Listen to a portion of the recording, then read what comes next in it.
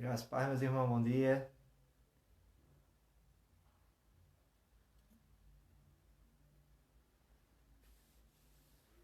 Estamos aqui nos preparando para iniciar mais uma escola bíblica dominical. Então, estamos aguardando os irmãos se achegarem, para que assim nós possamos estudar um pouco mais da palavra de Deus.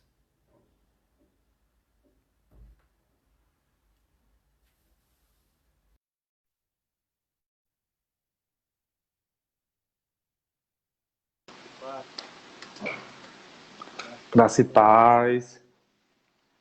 Deixa eu dar uma ajustada aqui na minha câmera.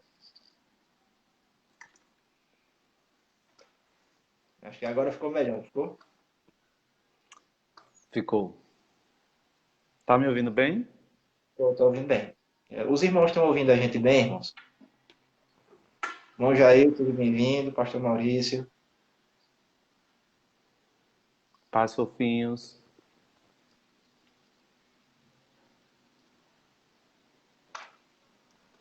Eu creio que está tudo certinho aqui. A gente está só aguardando os irmãos se achegarem para a gente dar início. Paz, Diácono Jailton, meu querido. Eu pensei que eu não conseguia ver as mensagens assim, mas a gente consegue ver. O irmão Jair disse que está vendo bem.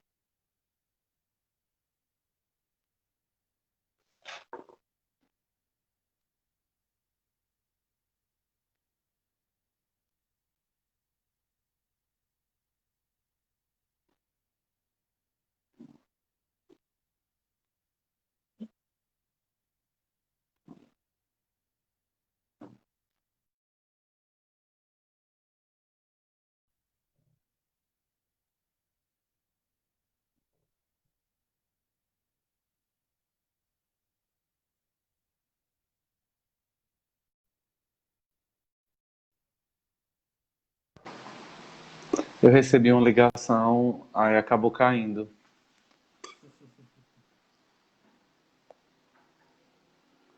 Irmã Jane, seja bem-vinda também, irmã Riso. Irmãos, mais uma vez eu saúdo vocês com a graça e a paz do Senhor. Nós estamos aqui na nossa escola bíblica. Nós percebemos que a escola bíblica é um pouco mais interativa. Ela é interessante também para os irmãos. Parece que essa troca de conhecimento, ela desperta a gente um pouco mais para estudar a palavra. E a gente convidou o nosso reverendo fofinho, pastor Wesley. Ele vai estar com a gente nessa manhã, irmãos, falando de um assunto que é muito mais a área dele, a área do pastor Maurício, do que a minha. Eles já são pastores, eles têm uma experiência diferenciada com essas questões. E hoje pela manhã, nós vamos dar continuidade ao nosso estudo desse mês de junho, sobre o tema de santificação, irmãos. Nós já estamos trabalhando com os irmãos, dizendo aos irmãos que santificação é algo muito importante. Santificação é algo muito importante para a vida do cristão em si. Santificação é algo muito importante para a nossa caminhada como cristão. É uma temática muito importante na nossa sociedade, mas eu acho muito importante também para trabalhar a questão da santificação da igreja. A igreja, nós entendemos que ela precisa compreender algumas coisas também com relação à santificação. Então, só dando uma recapitulada para os irmãos. Nós tivemos duas aulas já. A nossa primeira aula, nós trabalhamos a questão do que não é santificação. Então, nós trabalhamos muito aquela questão de religiosidade, de legalismo. Nós trabalhamos a questão do estado de perfeição que algumas pessoas imaginam que exista. Então, tudo isso nós entendemos que não faz parte do processo de santificação. Já na nossa segunda aula, nós desmistificamos o que seria, então, a santificação. Processo iniciado pelo Senhor, realizado pelo Senhor, concretizado pelo Senhor, tudo encabeçado por Deus. Ele é quem realmente nos dirige em tudo isso, assim como diz o apóstolo Paulo, né? Aquele que começou a boa obra, é ele que há de aperfeiçoar e de completá-la na nossa vida. E hoje, eu vou só conduzir daqui, os irmãos vão fazendo as perguntas aí, aproveitem que o pastor Wesley está aqui para responder. Mas o pastor Maurício também tá, então quando eu não souber eu boto para ele. A gente passa a batata para o pastor. Então, irmãos, fiquem à vontade. Os irmãos, se precisarem fazer alguma pergunta, se precisarem fazer algum comentário, nós vamos tentar acompanhar todos daqui e os irmãos se sintam totalmente livres para questionar quando for devido. Mas os irmãos já conhecem a nossa dinâmica quando a gente faz a escola bíblica assim compartilhada. Né? Nós fazemos as perguntas, e o convidado se encarrega das respostas. Ô, Clésio, só uma coisa. Eu tô com uma dificuldadezinha de acompanhar dessa forma os comentários. Aí, se tiver alguma pergunta dos irmãos digitados e você quiser me fazer, você lê para mim, porque para mim Pronto, aqui tá beleza. bem. Tá, É, toda vez tem que estar apertando na tela. quem está Eu só tô acompanhando com a tela. em segundo plano geralmente tem um atraso nas mensagens. Aí É, assim que aparecer alguma, eu leio em voz alta. Tá bem? tá. Então vamos orar, irmãos. Vamos agradecer ao Senhor por mais uma Escola Bíblica Dominical. Nossa irmã Marlene, seja muito bem-vinda também, irmã Maria Mello. Os alunos frequentes da Escola Bíblica já estão todos aqui na chamada já. Então nós vamos orar, irmãos. Agradecer ao Senhor mais uma semana que Ele nos concedeu. Agradecer ao Senhor porque a sua boa mão tem nos sustentado, realmente. E apresentar aqueles que se encontram enfermos, irmãos. Eu acho muito importante nesse período que nós não sabemos ainda lidar com todas essas coisas que estão acontecendo, apresentar aquele que sabe lidar com todas as coisas. Amém? Pai, nós te damos graças, Senhor. Bendizemos o teu nome nessa manhã pela oportunidade que temos de estar aqui aprendendo um pouco mais de ti. Queremos ser gratos ao Senhor pela semana que nós pudemos desfrutar, ó Deus, debaixo da tua boa mão, debaixo da tua graça, debaixo da tua misericórdia, dependendo do Senhor mais uma semana, entendendo que o Senhor está provendo para as nossas vidas ao longo de mais uma semana. E assim, ó Deus, continuando a caminhada cristã, tendo plena certeza de que aquele que começou a boa obra é aquele também que está completando ela diariamente nas nossas vidas. Então, nessa manhã, nós queremos apresentar o nosso coração alegre, apresentar o nosso coração grato. Queremos, ó Deus, apresentar o nosso coração disponível também para que o Senhor possa trabalhar em nossas vidas nessa manhã. Queremos, ó Deus, pedir ao Senhor que o Senhor é o professor por excelência aqui que está conosco. Então, abra o nosso entendimento.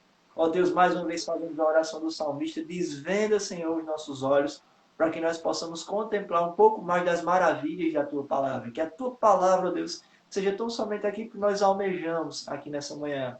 Que, ó Deus, aqueles que estão nos assistindo não possam encerrar esse momento da mesma forma que ele se inicia, mas que nós possamos encerrar essa EBD transformados, renovados, alegres, regozijados, fortalecidos pelo poder que é em Ti, representado na Tua Palavra. Queremos, ó Deus, também pedir nessa manhã, rogar ao Senhor por aqueles que se encontram enfermos, ó Deus. Seja, ó Deus, por essa enfermidade nova que tem aparecido, a Covid-19, ou seja, por qualquer outra enfermidade, ó Deus. Nós sabemos que a situação de enfermidade é uma situação difícil. Então nós queremos mais uma vez, ó Deus, aqui invocar uma oração do salmista, ó Deus.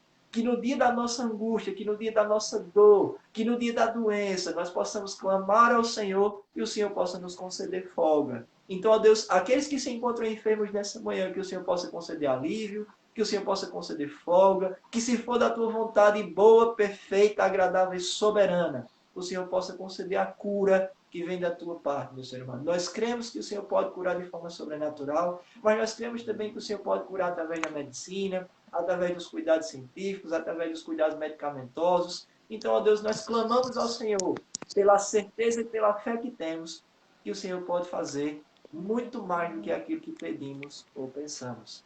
Assim nós te Amém. oramos nessa manhã, certos de que o Senhor está conosco, no nome de Cristo Jesus. Amém. Bem, meus irmãos, nossa irmã Jo está conosco também, nossa irmã Larissa também está conosco aqui. Hoje Larissa pode mandar coração.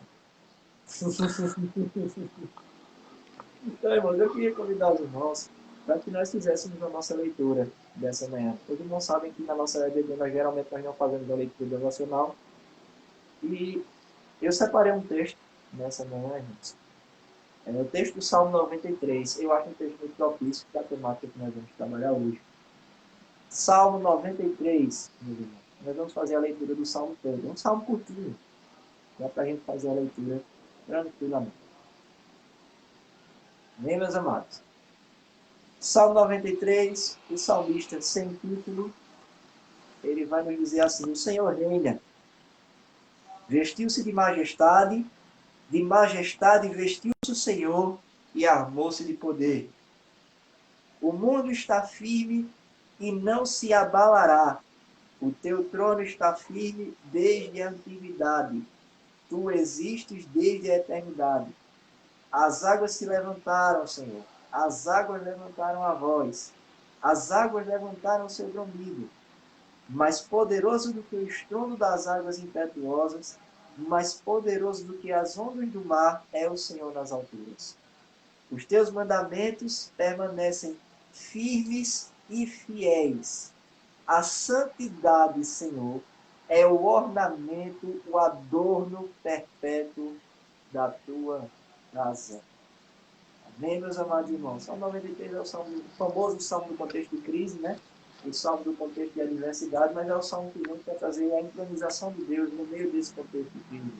No meio do levantar das ondas, no meio das tormentas altas, o Senhor tem muito mais força do que essas ondas, tem muito mais força do que essas águas, porque o Senhor é o governante justo, reto e fiel que está sentado no alto e sobre o trono. Mas eu queria voltar a nossa atenção, irmãos, no Salmo 93, que é o fio da meada para a nossa conversa nessa manhã, para uma das atribuições que o salmista vai fazer, não diretamente ao Senhor, mas vai fazer ao povo do Senhor. O verso 5 vai dizer assim: os teus mandamentos são fiéis. E na parte B do verso 5 ele vai dizer: a santidade, Senhor, é o ornamento, é o adorno, é o adereço, é o brilho da tua casa. Aqui nós sabemos que o texto ele pode remeter à casa ou ele pode remeter à presença do Senhor. A gente tem uma definição clara acerca disso. O fato é de que santidade é algo inerente ao povo de Deus, santidade não é algo opcional para o povo de Deus, santidade é algo obrigatório para o povo de Deus. E nessa perspectiva, nós queríamos conversar um pouquinho nessa manhã, irmãos, juntamente com o pastor Wesley, sobre uma temática que é muito propícia. É interessante que quando a gente fala de santidade, a gente sempre fala de santidade do crente. A gente sempre fala de santidade do servo, santidade do membro, santidade do jovem, do marido, da esposa. E a Bíblia é vasta, de definições para a santidade e de atribuições para que nós possamos viver essa santidade. Mas hoje nós vamos falar um pouquinho da santidade da igreja. Saber o que realmente seria a santidade da igreja, como a igreja deve se comportar realmente para que ela seja santa. Então, tudo isso nós vamos estar partilhando aqui nessa manhã. Irmã Regina, seja muito bem-vinda também. E mais uma vez eu digo aos irmãos, qualquer dúvida, perguntem ao pastor Wesley. E se a gente não souber, a gente passa a batata para o pastor Maurício, que está aqui nos acompanhando também. Então vamos lá, meus irmãos. Dentro dessa perspectiva de santidade, eu já queria perguntar ao pastor Wesley. Eu não sei se ele observou, eu tenho mandado as perguntas para ele. E a primeira pergunta, eu acho que é uma pergunta que vai puxar a conversa. Pastor Wesley, o que seria de fato uma igreja santa? É claro que a gente não está trabalhando nos aspectos denominacionais. A gente não está trabalhando nos aspectos históricos. Porque se a gente pega os aspectos históricos, a gente vai puxar muita coisa do passado. Mas, para a gente tentar deixar simples para os irmãos, o que seria uma igreja santa, realmente? Deixa eu só cumprimentar os irmãos que entraram depois. Graça e paz, meus amados. Sejam todos bem-vindos. Que bênção estar aqui de volta na Escola Dominical. Que Deus possa estar nos abençoando nessa manhã, né, com a graça dele. Em primeiro lugar, eu tenho que dizer da beleza e da profundidade do Salmo 93, né? É um salmo que fala sobre soberania de Deus, sobre a instituição do trono de Deus, mas sobretudo de um Deus que é maior do que as dificuldades. E ao final é quando você traz o verso 5 do salmo, que trata do adorno da casa do Senhor sendo a santidade, né? O enfeite da casa do Senhor sendo a santidade. Mas aí quando você faz primeiro a pergunta, o que é uma igreja santa? Eu acho que a gente tem que mostrar aos irmãos e dizer aos irmãos o que é primeiro igreja, né?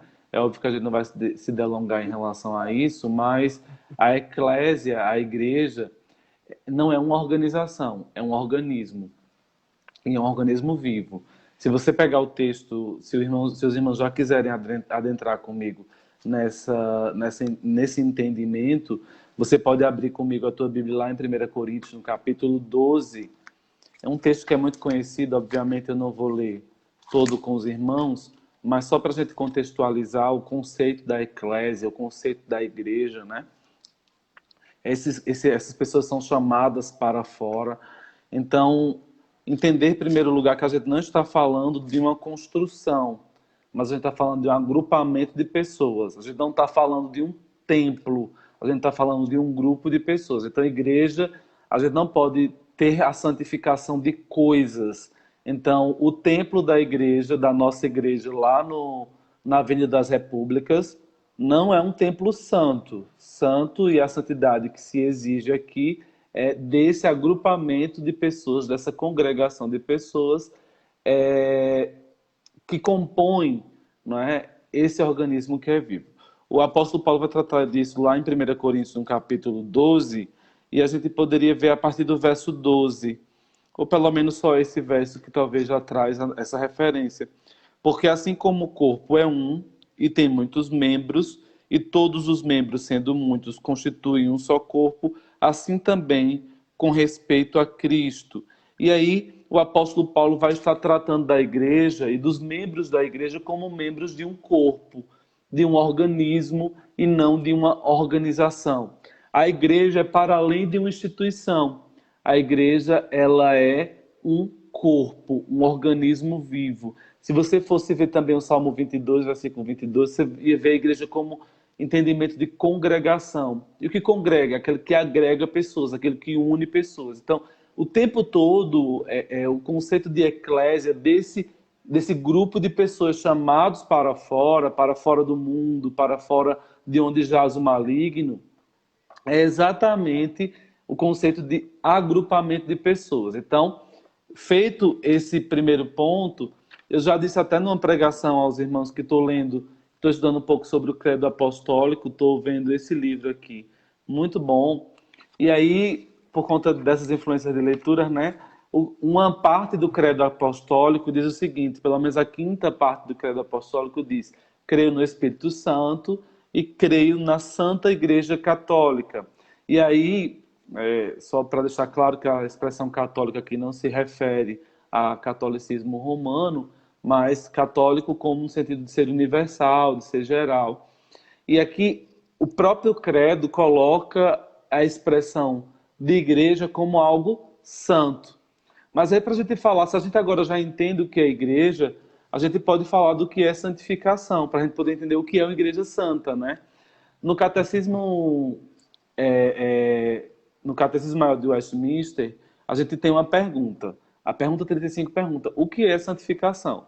E no catecismo a gente vê como uma resposta a obra da livre graça de Deus, pela qual somos renovados em todo o nosso ser, segundo a imagem de Deus, e habilitados a morrer cada vez mais para o pecado e viver uma vida de retidão. Então veja que incrível. No Catecismo de Westminster, o sentido de santificação, e aí obviamente está contextualizado com os textos, né, que a gente vai ver mais à frente, mas santificação é uma obra da livre graça de Deus que renova o nosso ser. Então, renova o nosso ser para ser segundo a imagem de Deus e estarmos prontos, ou seja, habilitados para morrer cada vez mais para o pecado. Quem já acompanhou comigo em estudos lá nos cultos de doutrina, podemos perceber que a santificação é um processo pelo qual o regenerado, aquele que teve uma nova vida em Cristo, ele enfrenta paulatinamente, gradualmente, durante a sua vida cristã. Esse processo, ele não é completo aqui, mas será completo no momento final de glorificação. E a gente precisa entender como Paulo entendeu. Eu quero que você, só para a gente finalizar e fechar esse ponto, que você abra comigo lá em Efésios, no capítulo 7, no capítulo 4, e nós vamos ver os versículos 17 ao 24. Efésios, no capítulo 4. É importantíssimo que você acompanhe com a gente a leitura desses textos, porque a gente vai juntos podendo entender melhor. Isto, portanto, digo e no Senhor testifico, que não mais andeis como também andam os gentios, na vaidade dos seus próprios pensamentos, obscurecidos de entendimento, alheios à vida de Deus, por causa da ignorância em que vive, pela dureza do seu coração, os quais, tendo se tornado insensíveis, se entregaram à dissolução para com avidez cometerem toda sorte de impureza. Mas não foi assim que aprendestes a Cristo, se é que de fato tendes ouvido e nele fostes instruídos, segundo é a verdade em Jesus. No sentido de que, quanto ao trato passado, vos despojeis do velho homem, que se corrompe segundo as concupiscências do engano, e vos renoveis no espírito do vosso entendimento, e vos revistais do novo homem, criado segundo Deus, em justiça e retidão procedentes da verdade. Meus irmãos, esse texto fala muito do que é se revestir do velho homem. Santificação, portanto, seria como uma troca de roupa.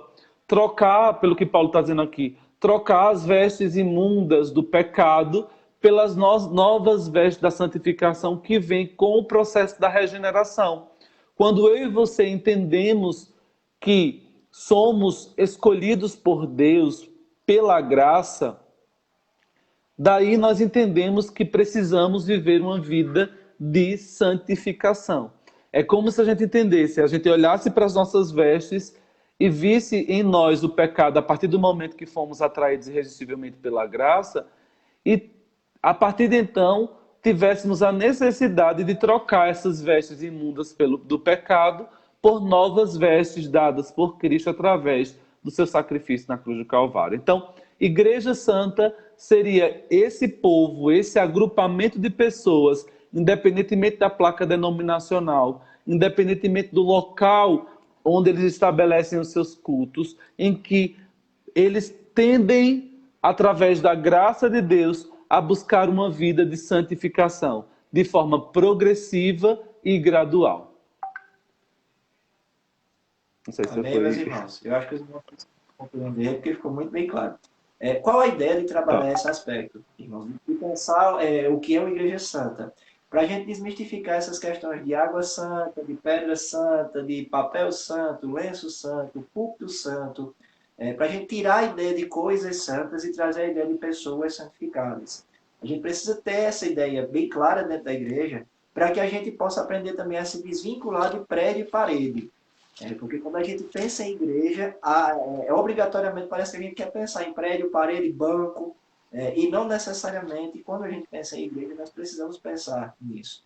De forma organizacional é óbvio que vão existir prédios, bancos e paredes, mas a igreja em si ela é formada e composta por pessoas, organismos vivos. Então tudo isso a gente precisa ter bem claro em mente. Mas a batata começa a esquentar, né, pastor Wellington? Porque quando a gente pensa numa igreja santa, ou seja, composta por pessoas realmente que vivem uma nova vida, nós trabalhamos isso na aula passada, que a santificação está totalmente atrelada ao processo de novo nascimento. Mas o novo nascido, embora ele tenha nascido de novo, ele também peca. E dentro da igreja, nós precisamos entender que não existem só os novos nascidos. Dentro da igreja existem outras pessoas também. A Escritura vai considerar como a parábola do joio e do trigo. E aí eu trago uma segunda pergunta para o pastor Wesley. É possível então, pastor Wesley, que a igreja ela seja santa com a presença de impurezas? Irmão Clésio, define o que é impureza antes. Também estamos falando dos pecados, assim, naturais. O irmão que mente, o irmão que comprou e não pagou. Nós estamos falando dos escândalos que acontecem de forma grotesca na igreja protestante em si. Nós entendemos hoje que a igreja protestante ela não tem um patamar tão melhor por conta da grande quantidade de escândalos que acontecem na igreja. Então, como é que a gente consegue compreender que realmente essa igreja é santa no meio dessa quantidade de não sei se os irmãos estão vendo. Tua imagem está bem cortando. Não sei se é só para mim. A sua está cortando. Mas aí, bom, eu vou. É? Depois a gente vê aí os irmãos. Dos irmãos aí, o que está acontecendo. Se é a minha internet ou a sua, para eu poder ajustar aqui qualquer coisa. Então, bom, vejam só, meus irmãos. A pergunta de Clésio em relação à possibilidade de igreja ser santa, mesmo havendo nela pecado ou pessoas que pequem, ela é ele aí já deu a deixa quando ele fala do joio e do trigo. A gente poderia falar da expressão que tem lá em Mateus, né? Porque naquele dia muito Senhor, em teu nome Raquel está dizendo aqui que a imagem está desfocando dos dois. Então, tá, mas o áudio tá bom. Então, Senhor, em teu nome eu profetizei, Senhor, em teu nome. E Jesus vai falar naquele momento final, como tem lá em Mateus 7, que apartem-se deles, que eles não conhecem, né? Que eles não conhecem, que ele não o conhece. E aí, eles estavam convivendo dentro da igreja, esse povo. Eles estavam evangelizando, eles estavam profetizando, curando no nome de Jesus. Mas aí o que acontece? Jesus não o toma para si naquele momento de julgamento, naquele momento em que vai ser apresentado, né? E aí a gente viu também no estudo recente no Culto Doutrino, lá no livro de 1 João, na carta de 1 João, no capítulo 2, versículo 19, capítulo 2, versículo 19 de 1 João, que os falsos mestres, eles surgem, eles emergem de dentro da igreja. E aí, por que eu estou fazendo essas considerações? Porque é possível uma igreja santa que conviva com o pecador. Até porque essa igreja da qual nós estamos falando, essa igreja que é triunfante, ela é invisível aos nossos olhos, porque Jesus, como disse nas parábolas do joio e do trigo e da pescaria, dos bons peixes e maus peixes, né? Jesus que se encarregará de fazer essa divisão e essa separação no momento final. Eu, pensando na sua pergunta, eu lembrei do contexto lá de Atos, capítulo 2, versículos 44 em diante. Eu estou diante da igreja primitiva, se a gente quer falar de padrão de santidade, de pureza e de intimidade, eu acho que talvez é a igreja com maior referência. No primeiro século, é aquela igreja que tinha comunhão no partir do pão, mas experimentava poder e grandes maravilhas no seio da igreja, né? Mas no seio dessa igreja, no contexto dessa igreja, nós tínhamos Ananias e Safira, né? Se você perceber nesse contexto, irmão, e dessa história que nós estamos falando, Barnabé, seguindo a orientação do amor fraternal, da comunhão da igreja, vai lá e vende seus bens e vende suas propriedades e deposita, não é, como oferta na igreja, num fundo especial para ajudar os necessitados. Houve um movimento daqueles irmãos nesse mesmo sentido. Só que Ananias e Safira obscurece o seu coração e retém parte do que eles, não é? Depois somente uma parte como oferta. E aí o que acontece, não é? O que acontece é que quando eles fazem isso, o Espírito Santo, não é, revela a Pedro que o coração deles estavam, o termo que eles cheios, usados por Satanás. Deixa eu ver aqui, só para não falar de mim. 2,44, eu acho.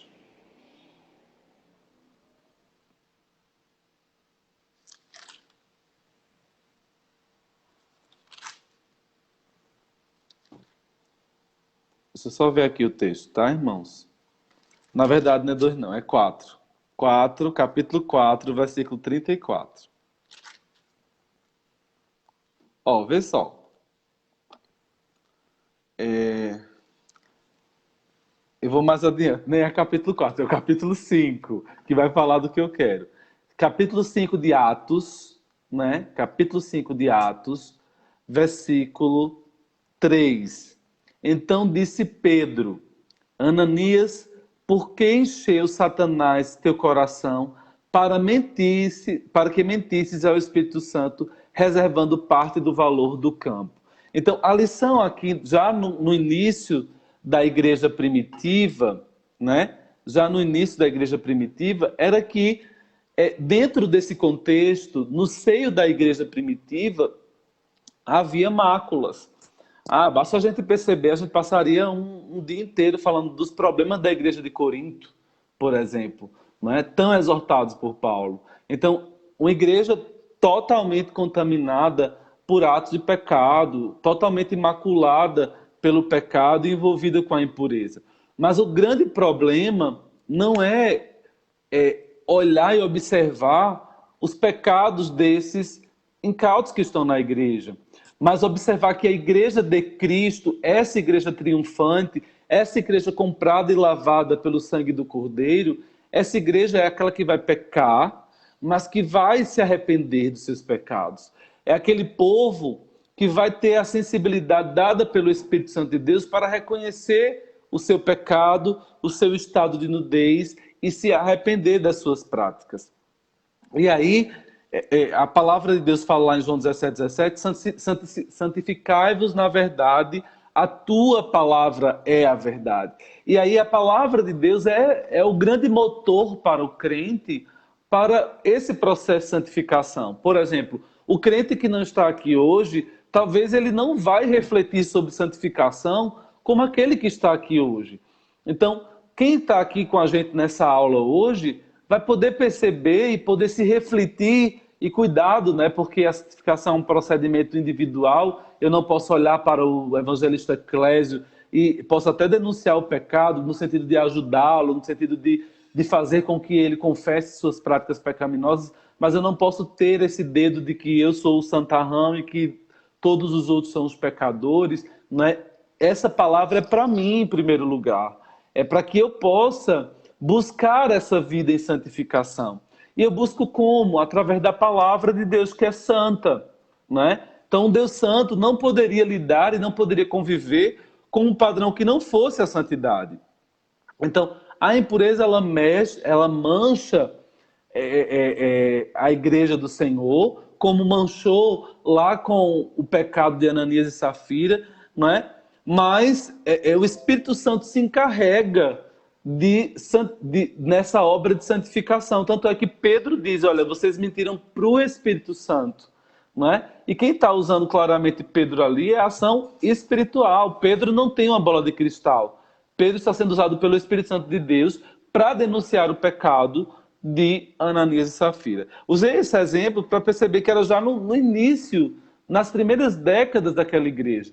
Não é? Mais à frente a gente vê a igreja de Corinto, a gente vai usar textos aqui para falar de santificação, a preocupação de Paulo com a liturgia, a preocupação de Paulo até mesmo com a ceia do Senhor, não é?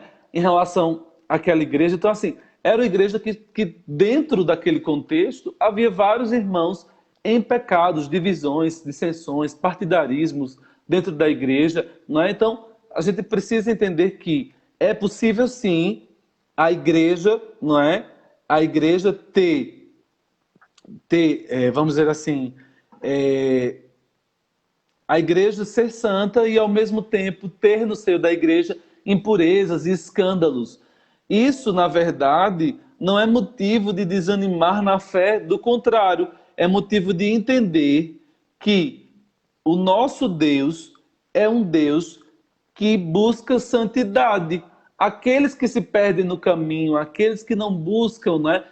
Acho que lá em Pedro que diz, né? A porca volta ao lamaçal, né? Então, aqueles que buscam sempre o lugar de sujeira, né? Aqueles que buscam sempre o lugar de contaminação, eles são aqueles que ou não receberam ainda a graça de serem chamados irresistivelmente à salvação, ou eles de fato não são eleitos. Porque quem é santo se santifica mais, quem é sujo se suja mais. É o que o texto nos diz. Então, a igreja vai ter que conviver com o joio e o trigo até o momento em que Cristo se revelar e que Cristo voltar e buscar os seus, e buscar a sua igreja, um povo dentro de outro povo. Essa é a dinâmica da salvação. Então, nós os santos que buscam a santificação, vamos ter que conviver com isso até que Cristo volta. Eu tenho mais coisas para falar, mas eu não vou, porque e a aula vai passando, né?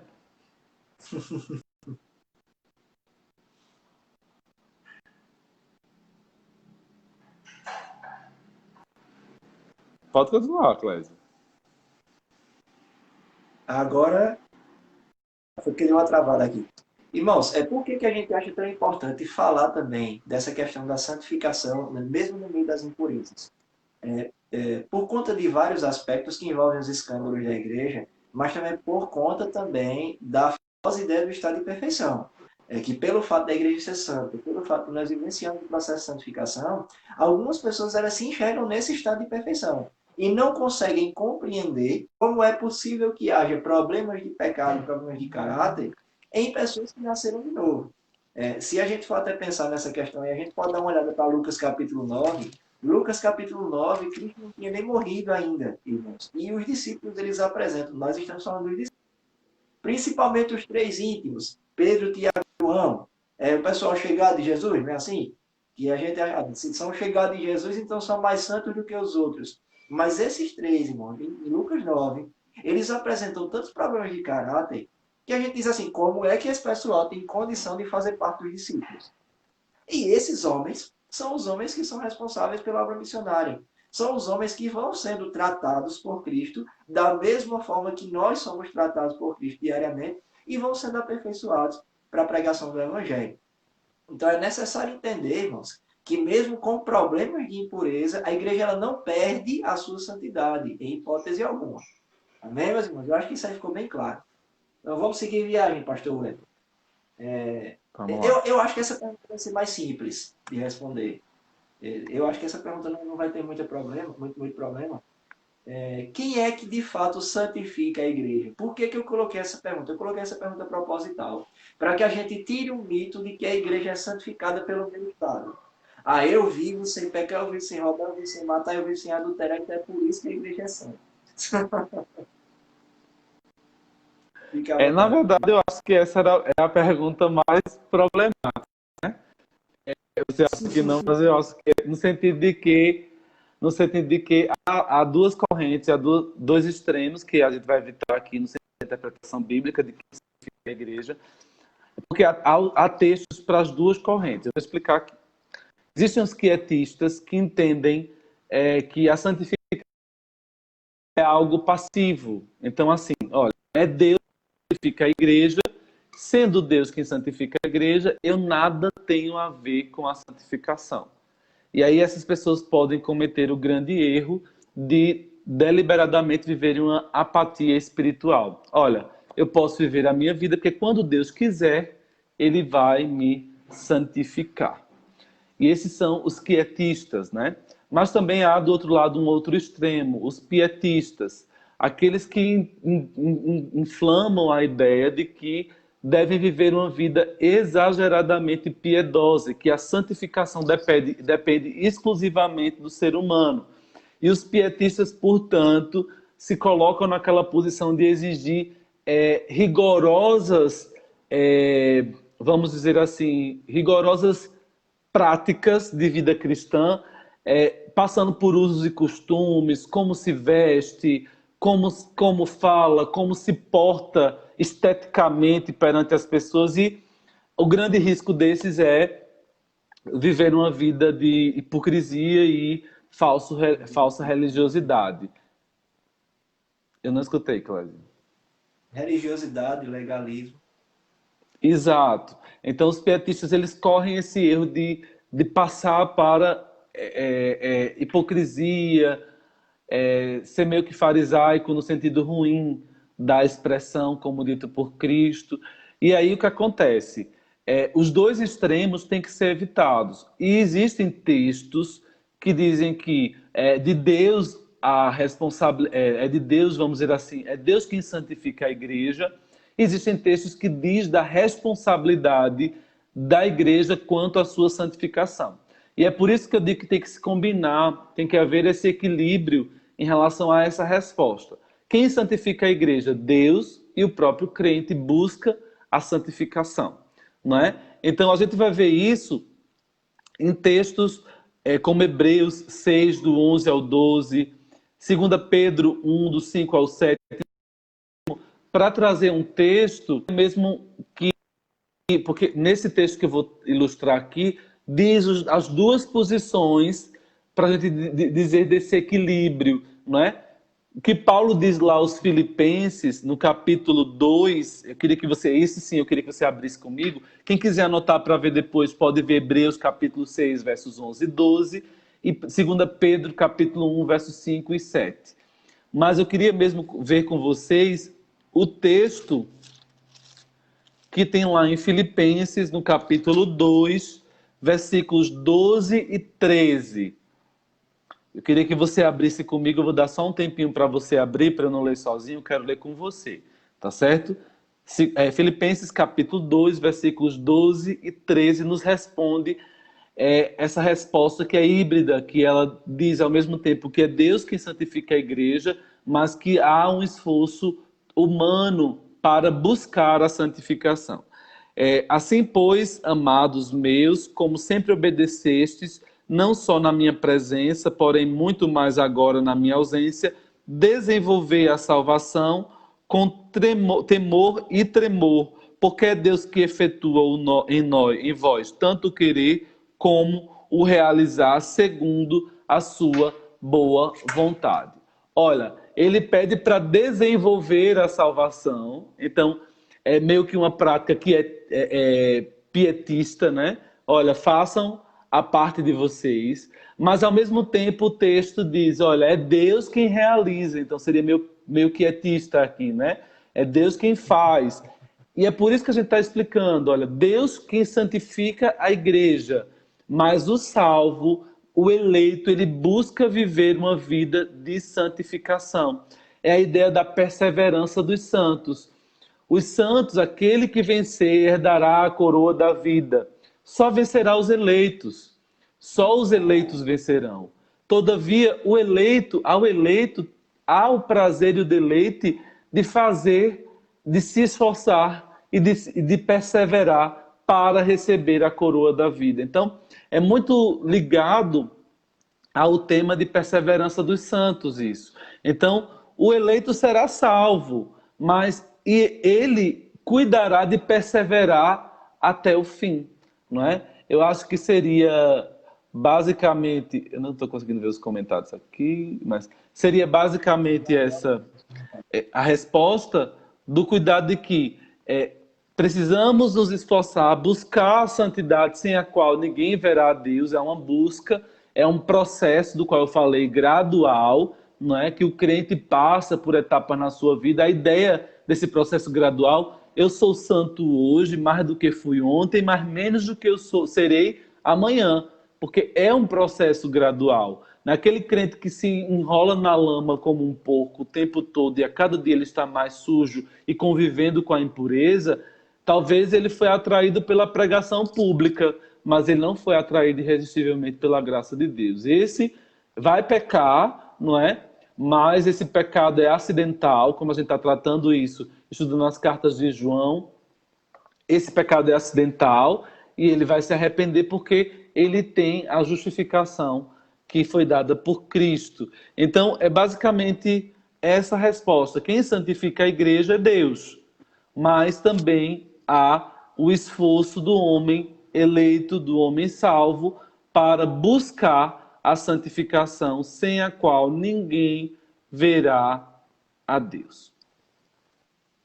Eu acho até interessante também, pastor Wesley, até a colocação do salmista lá no Salmo 37, com relação a isso também. Davi, ele entende muito de queda, né? Sim, sim, entende. 37, A que eu acho lindo de Davi é que ele entende de queda e ele entende também de sinceridade e confissão de pecados. É incrível, Davi. eu acho interessante a forma como ele pontua o verso 23 e o 24 do Salmo 37. Para quem tem dificuldade também nas questões de eleição, de predestinação no Antigo Testamento, no Salmo 37, verso 23 e 24, vai dizer assim: O Senhor firma os passos de um homem quando a conduta deste o agrada. Ainda que tropece, não cairá, pois o Senhor o toma pela mão. Então, Davi, ele compreende aqui tanto as suas quedas, quanto o fato de Deus o Sim, restaurá-lo em suas quedas. Ou seja, na sua redenção e na exato. sua... E é justamente isso, Isso, exato. essa correlação do papel de Deus e da responsabilidade do homem nesse processo de santificação. E a gente não pode se apartar Isso. desses dois. Pensando dessa forma, também, Eu posso dizer que eu acho interessante. Quando a gente pensa em quem santifica a igreja, até a irmã Maria Mello estava comentando que é uma pergunta muito pertinente para a igreja, e a resposta também é uma resposta muito pertinente. Porque se a gente não pensa nessas questões, a gente acaba, eu posso dizer assim, um pouco fracassando até na própria caminhada cristã. Porque se a gente caminha só em uma perspectiva, apenas eu me santifico, parece que a gente começa a vivenciar apenas. E aí eu começo a criar uma vanglória no meu coração. Eu posso até criar até um estado de vaidade, realmente, de que eu é que estou efetuando algo grandioso na minha vida e que Deus ele teria agora tipo uma obrigação de fazer algo por mim porque eu estou me santificando. E se a gente caminha só na outra perspectiva, a gente vive uma vida de relaxamento espiritual. Sim. E a gente sabe que E o de relaxamento apatia espiritual total, né? é a caminhada cristã. E tudo isso que a gente vê, mais uma vez, como o pastor Wesley bem mencionou, irmãos, está atrelado à perseverança dos santos e inicialmente também está atrelado à questão do novo nascimento. Alguém que não nasceu de novo não vai conseguir desenvolver a sua salvação. Alguém que Só o não nasceu de novo regenerado, não só o regenerado. foi essa salvação. Então, é sempre bom lembrar os irmãos que a santificação, a santidade, eles estão atrelados ao novo nascimento. Aquele que está em Cristo é nova criatura, as coisas velhas se passaram, tudo se fez novo. Mas aquele que não está em Cristo, ele não tem condição nenhuma de experimentar nenhuma dessas atribuições. Amém, meus irmãos? Vamos seguir o pastor Wesley. Vamos embora. Então, já que a gente já compreendeu realmente o que é uma igreja santa, a gente viu a questão da santidade da igreja no meio dos pecados e quem santifica a igreja. Então, vamos tentar de forma prática também. Como é que a igreja ela pode realmente se santificar? A igreja, ela vai santificar pela palavra, não é pela fala de qualquer pregador ou pelas instruções de um vídeo do YouTube, 5 passos para ser mais feliz com Cristo, ou 5, essas coisas que tem lá na internet, né? É somente a palavra de Deus.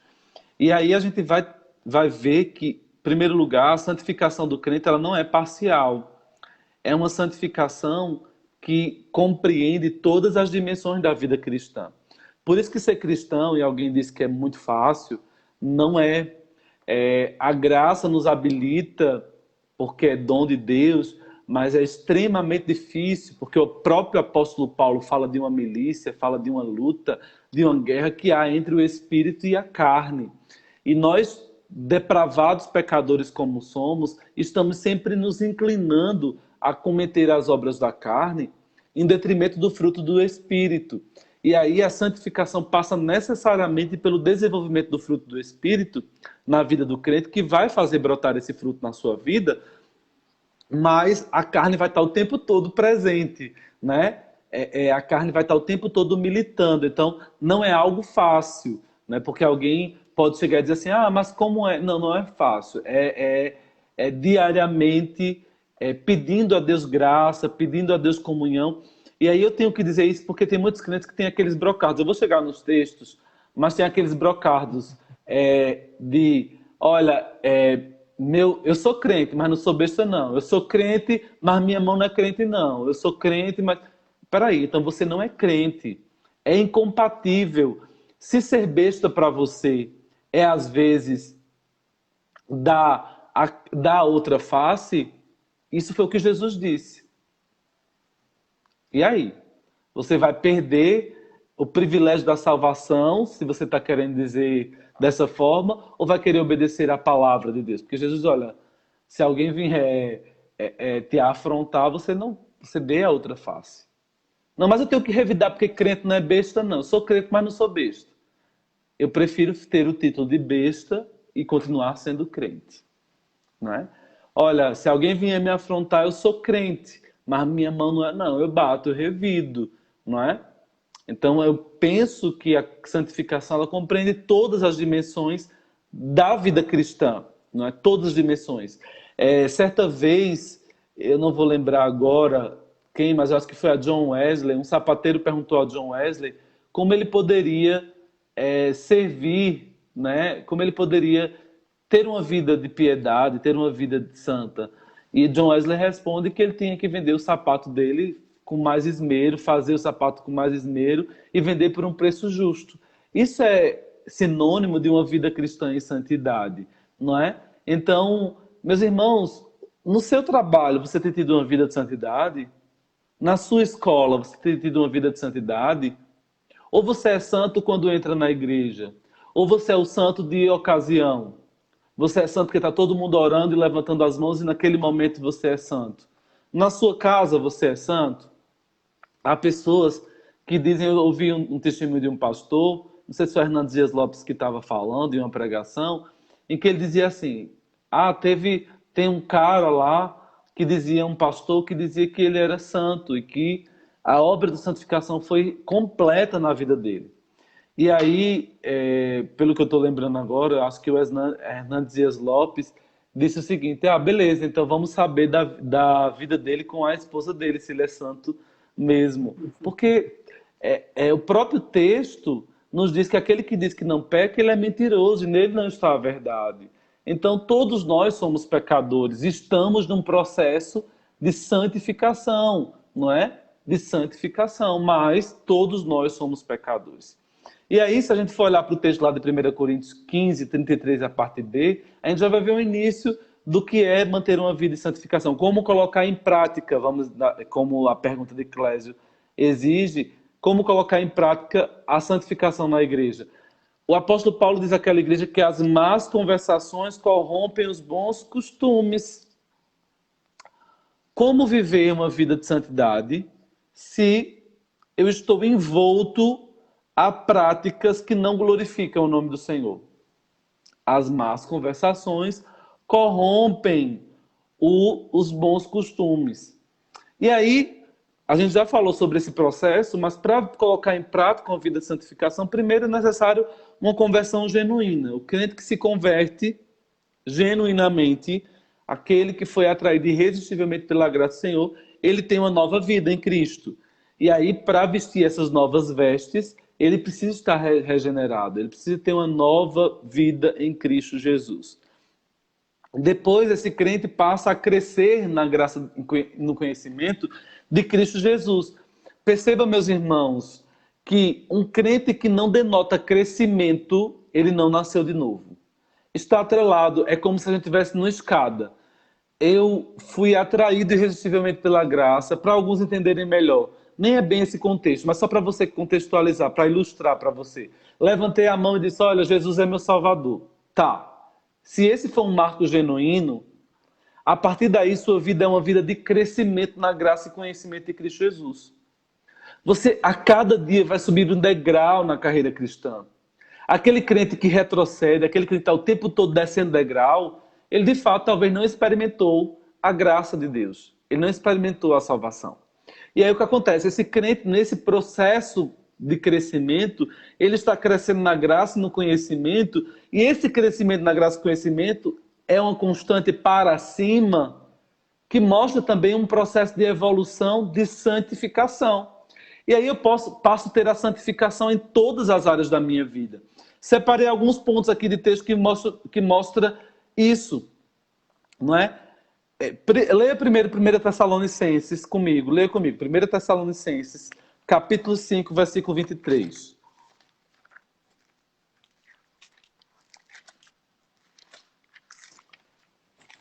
Primeira Tessalonicenses, capítulo 5, versículo 23.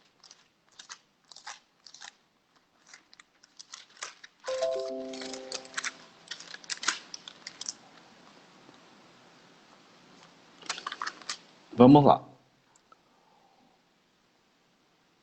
O mesmo Deus da paz vos santifique em que, irmãos? Em tudo.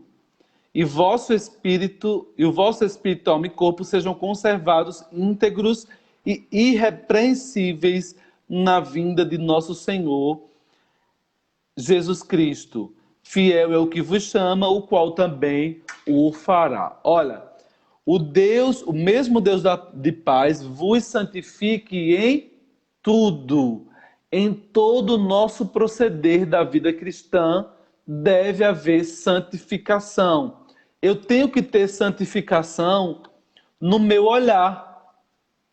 Eu tenho que ter santificação no que eu falo, no que eu ando. Até em algum estudo que eu dei, né, eu falei dessa musiquinha que eu ouvia quando era criança, que uma professora freira cantava para mim. E os irmãos disseram que era da igreja do Padre Zezinho, que eu acho que, na verdade, como é muito antigo, eu acho que o Padre Zezinho passou a cantar depois, mas é andar como Jesus andou, viver como Jesus viveu, sentir o que Jesus vivia, e ao chegar ao fim do dia, sei que eu dormiria muito mais feliz. Essa musiquinha que era cantada para mim lá no início da educação infantil, que eu nunca esqueci, por aquela professora freira, essa música é a realidade da vida cristã. E como andar como Jesus andou, viver como Jesus viveu, sem santificação? Se Jesus é Deus e um dos atributos de Deus é a santidade, é impossível, meus irmãos, andar como Jesus andou sem viver em santidade. Então, o texto de 1 Tessalonicenses nos fala sobre isso. Do Deus de paz vos santifique em tudo, em todas as dimensões da nossa vida, em todo o nosso proceder deve haver santificação. Eu não sei se os irmãos estão com a gente, Clédio, que eu não vejo. Se você está com a gente, irmão, só para a gente não se sentir sozinho, manda um amém aí. Faz alguma coisa. Interagindo aqui. É porque eu Estão acho que está acompanhando. chegando atraso para o senhor. Ah, então beleza. Então, só para eu não me sentir só. Vê como isso é uma constante na vida do crente. Vê só o texto. Para não delongar muito, eu tinha texto para falar em santidade, andar em santidade, se portar diante dos descrentes, viver uma vida em santidade. Mas eu quero falar só do olhar do crente que vive em santidade. Vê esse texto fortíssimo. Está na moda dizer, né? É forte só quando é uma coisa que vem para abençoar o crente, né? Mas vê como é forte esse texto, de Mateus 18, 9. Lê comigo, vou esperar um minuto para você ler comigo. Não sei por que não aparecem os comentáriozinhos para mim. Mas vamos lá. Mateus 18, 9. Nos diz o texto: se um dos teus olhos te faz tropeçar, arranca-o e lança-o para fora de ti. Melhor entrares na vida com só dos teus olhos do que tendo os dois seres lançados no inferno de fogo. O que o crente contempla? O que o crente vê? Como o crente anda? Como ele se porta nessa geração? Isso é muito forte. Isso é muito forte. Não é? Por quê, meus irmãos? Porque como colocar em prática a santidade se eu assisto simpósios sobre santidade, congressos sobre santidade, aula de escola dominical sobre santidade, mas eu não aplico essa palavra na minha vida, eu sou só um ouvinte da palavra, não um praticante. Ora, se é a palavra que é santa, e se é ela que conduz o cristão, ou que indica o cristão à santidade, porque como colocar em santidade? Assistindo a aula de escola dominical é importante, a gente está refletindo, a gente está entendendo o que Deus quer para o seu povo. Mas se depois dessa aula eu e você não refletimos em nada em relação à nossa vida, desculpe, meus queridos, era melhor nesse horário, não sei se está passando o Globo Rural ainda, mas era melhor estar vendo o Globo Rural. Porque em nada nos acrescentaria. Eu sei que tem outras perguntas, eu poderia também fazer, a gente poderia passar horas aqui falando sobre isso, mas todas as dimensões da vida do cristão devem ter uma vida de santidade. Como colocar isso no seio da igreja?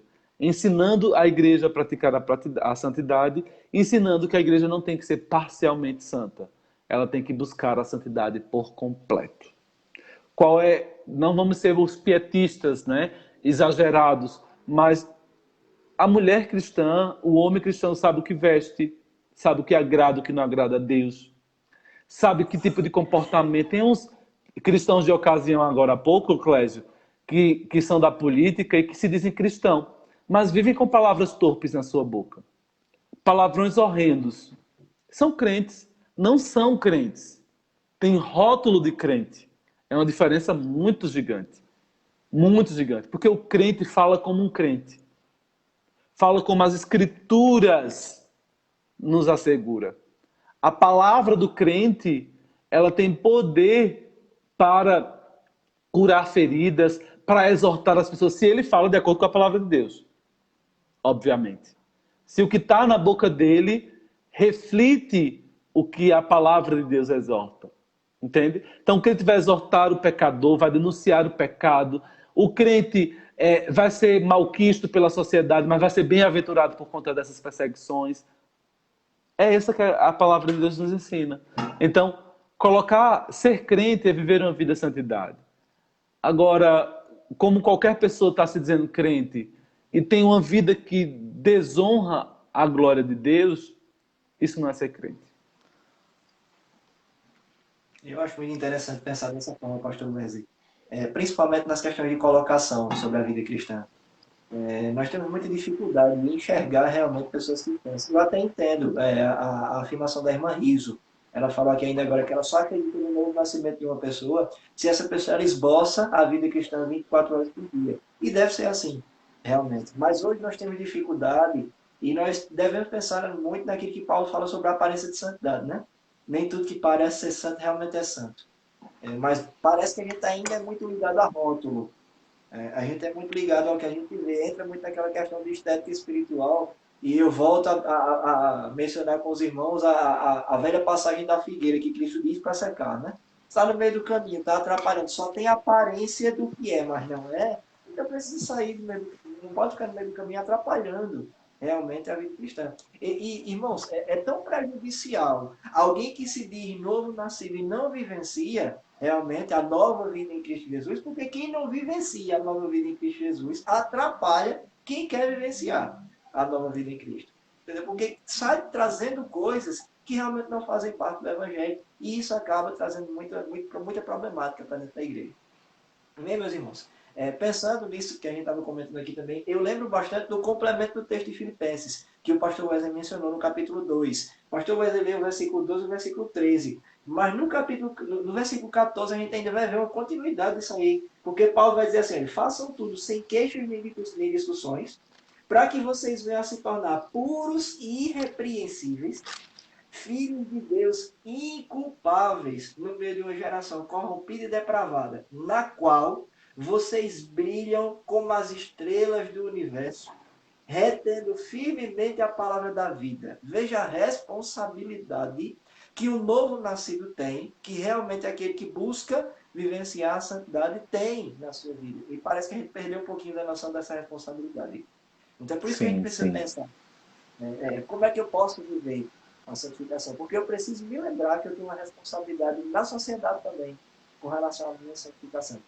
E eu vou pensar no autor aos Hebreus, né? Existe uma grande nuvem de testemunhas que está nos observando. E essas testemunhas só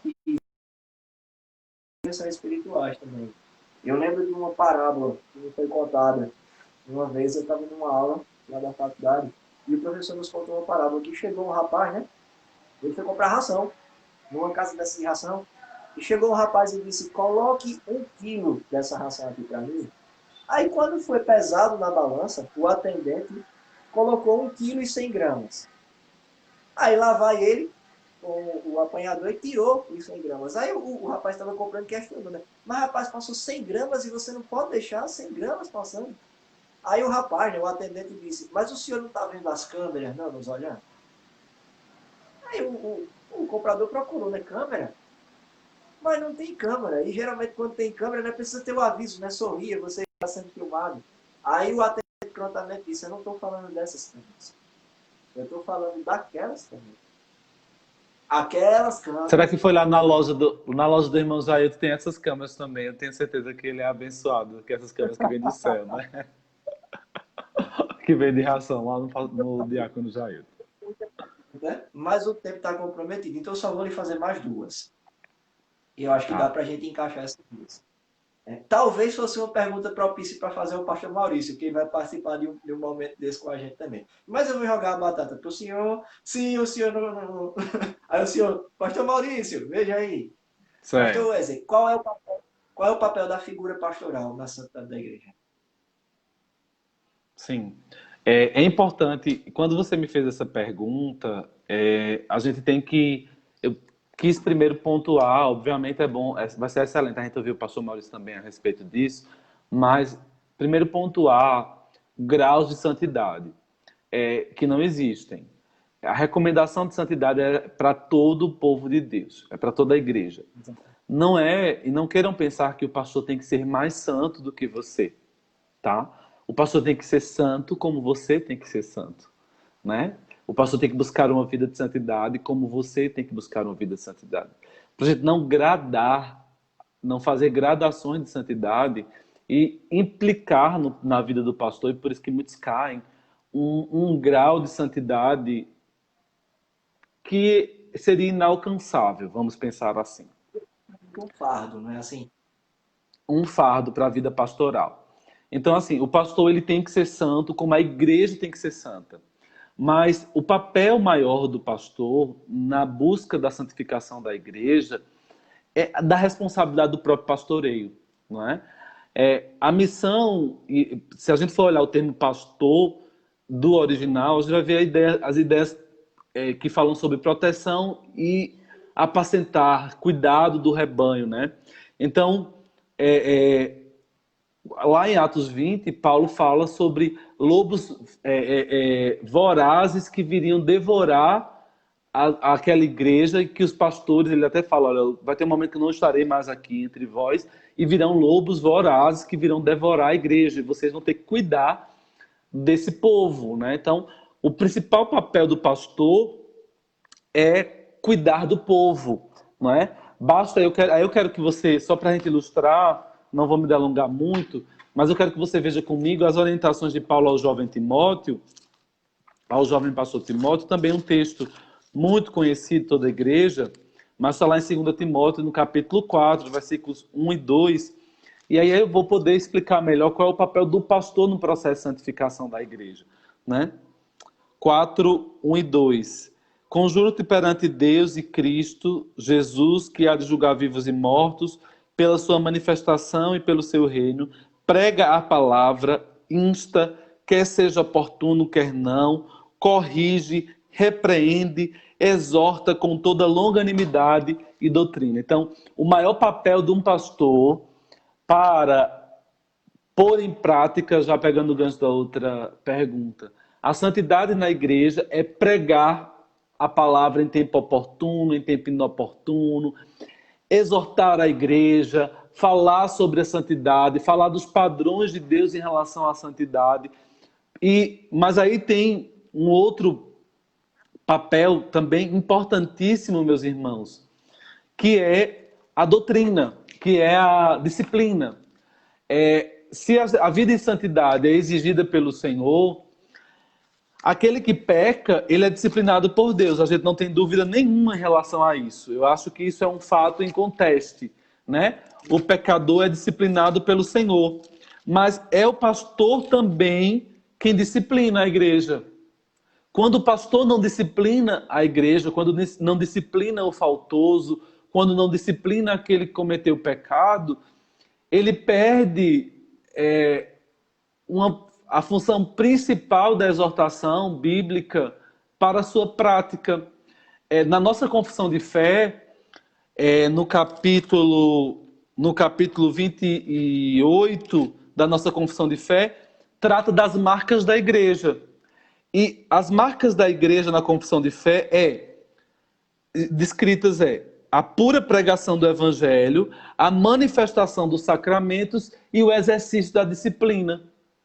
Então, a nossa confissão de fé traz o quê? Traz a ideia de que uma igreja genuína não é aquela que está com a placa da denominação X ou Y, mas é a igreja que prega o puro evangelho, que ministra os sacramentos, batismo e santa ceia, e que executa a disciplina para os faltosos, a disciplina eclesiástica para castigar os pecados.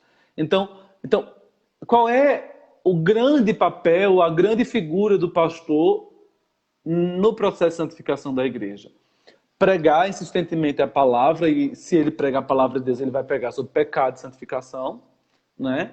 Está bem claro isso. E quando da pregação também, quando da falha dos irmãos, ele tem que castigar os incautos. Isso, por experiência própria, não é fácil, não é? Eu tive momentos na vida pastoral, enquanto titularizava, que tive que fazer, em alguns momentos, essas questões e doeu muito mais em mim do que na pessoa, tenho certeza que estava sendo disciplinada, mas a gente fica tentado a não fazer, a deixar para lá, vai passar, né? Essa é a tentação humana, porque nós somos seres humanos, mas quando nós olhamos para a palavra do Senhor e a responsabilidade é quando eu diferencio o grau de santidade para o grau de responsabilidade.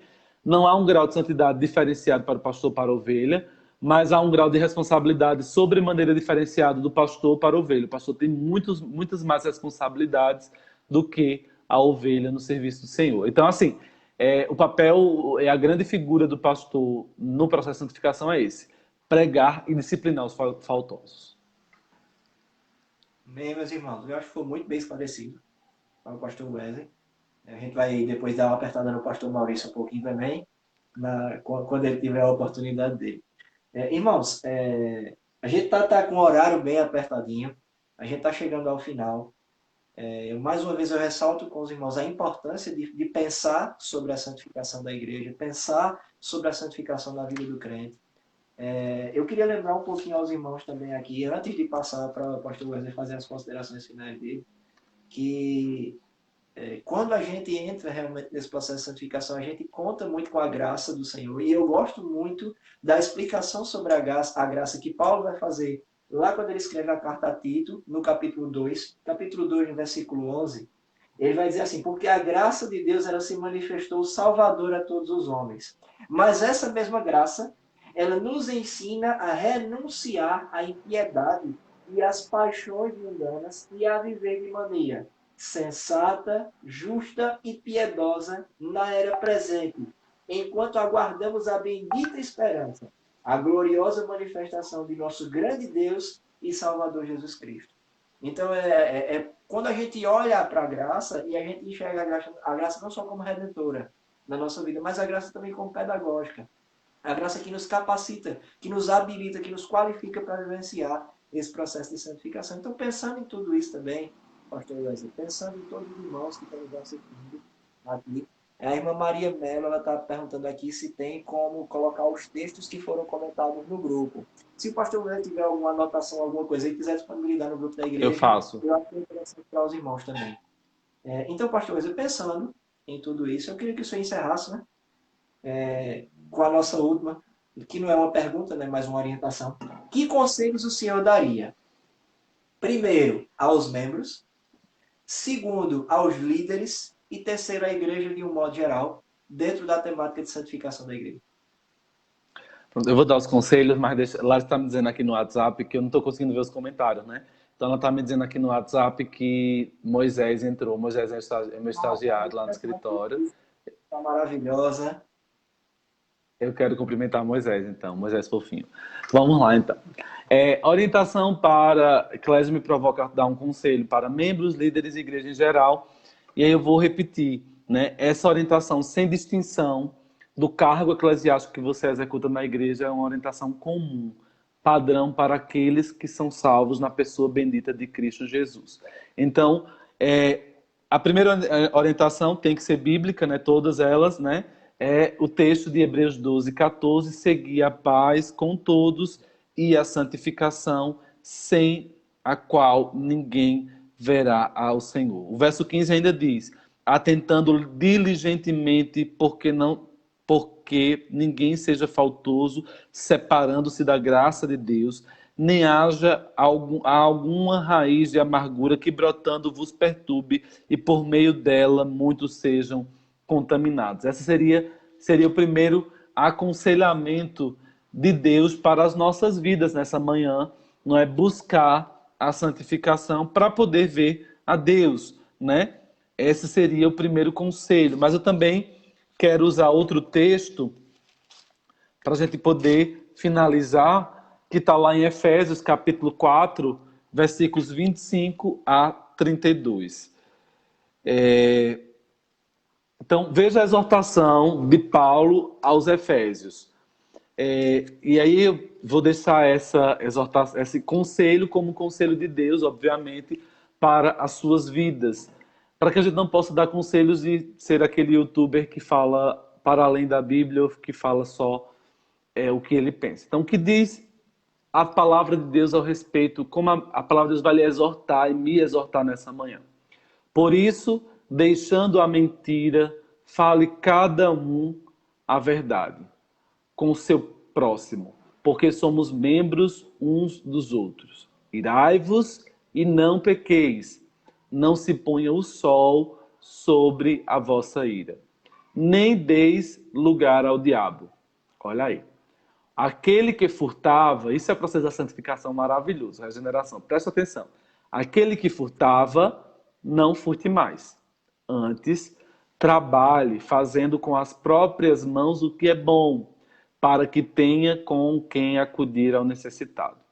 Não saia da sua boca nenhuma palavra torpe, e sim unicamente a que for boa para a edificação, conforme a necessidade, e assim transmita graça aos que ouvem. Será que a sua palavra tem transmitido graça às pessoas que estão ouvindo?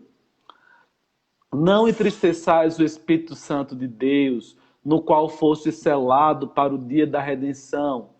Longe de vós toda amargura, e cólera, e ira, e gritarias, e blasfêmias, e bem assim toda malícia. Antes, sedes uns para os outros benignos, compassivos, perdoando-vos uns aos outros, como também Deus em Cristo vos perdoou. Esse é o meu conselho para membros, líderes e a igreja em geral. Na verdade, nem meu né? É conselho de Deus que divinamente inspirou Paulo a escrever aos Efésios, e aqui estamos nós, nos reportamos à vontade, reportando a exortação à santidade.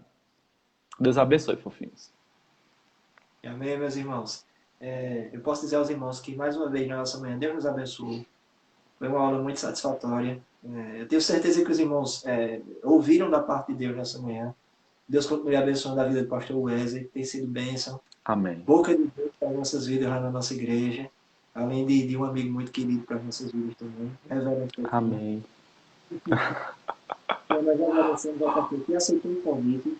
Agradecemos também pela sua dedicação a estudar e realmente trazer aquilo que a Escritura nos fornece. Quando eu pensei na temática, eu pensei exatamente no pastor Wesley, porque eu conheço a forma que ele trabalha, e eu sabia realmente que a gente ia poder ter um bom resultado nessa manhã. Então, eu agradeço aos irmãos também que estão nos acompanhando. Nós temos um bom número de irmãos nos acompanhando nessa manhã.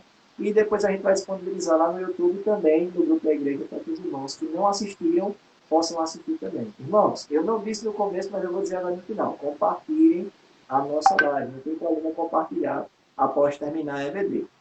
Bem, meus irmãos, que o Senhor nos abençoe, que o Senhor realmente continue nos santificando, que se em algum momento, porventura, nós possamos descer um pouquinho na nossa caminhada cristã, né? Que nós possamos realmente entender que o Senhor vai nos estender as mãos, Ele vai nos colocar realmente para perto dEle, mais uma vez. E que se alguém que está nos assistindo está um pouco entristecido com a caminhada da vida cristã, lembre que aquele que começou a boa obra, Ele vai completá-la de acordo com a sua palavra, é aquilo que ele nos promete, meus irmãos. E o nosso Deus, ele não é homem para mentir, nem filho de homem para se arrepender. Aquilo que ele nos promete, ele vai nos cumprir exatamente da forma que ele prometeu.